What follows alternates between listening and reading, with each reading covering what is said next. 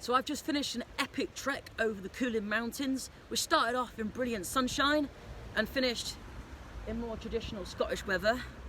And I've put some dry clothes on, I've had a hearty meal in the Sligachan pub, and now it's time to tell a story.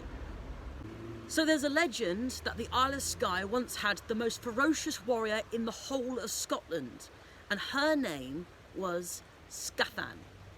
Think of the skills of Mulan mixed up with the power of the Terminator without the Austrian accent. And her fame grew so great that it spread across the sea to Ireland, which had its own great warrior, and his name was Sligachan.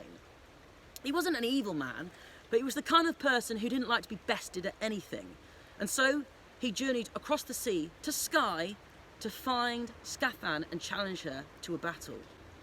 They met here at Sligachan Bridge, and when Sligachan refused to admit that she was the weaker of the two, the fighting began. And they were so evenly matched that the ground shook and cracked, the mountains trembled, every creature on the Isle of Skye fled to the mainland, and the battle went on for days and days. Eventually, Sligachan's daughter came down to the water's edge, and she shouted out to herself, "Oh, please, if only somebody could help me stop this terrible fighting." And she was in luck.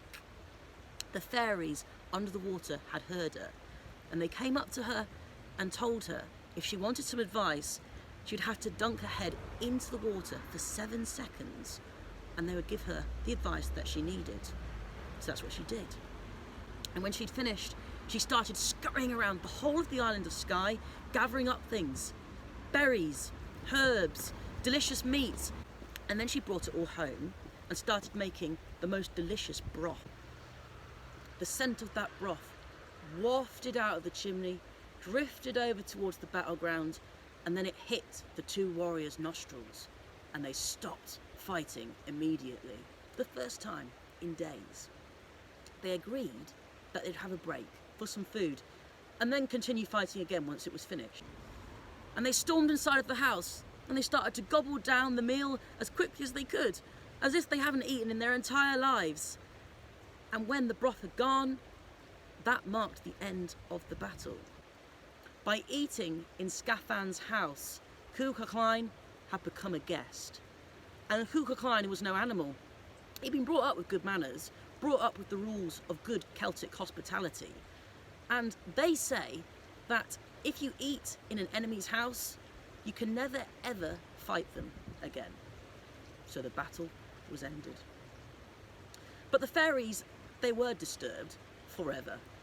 And the legend goes that if you dunk your head in the stream at Sligachan Bridge, just like Sligachan's daughter did, you will be granted wisdom and also, quite handily, eternal beauty. Maybe I should give it a try.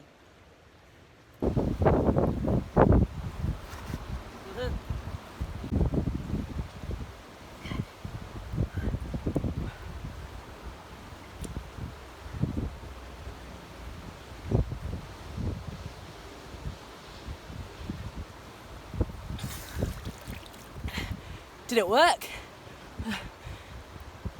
Might need a few hours to kick in. Yeah.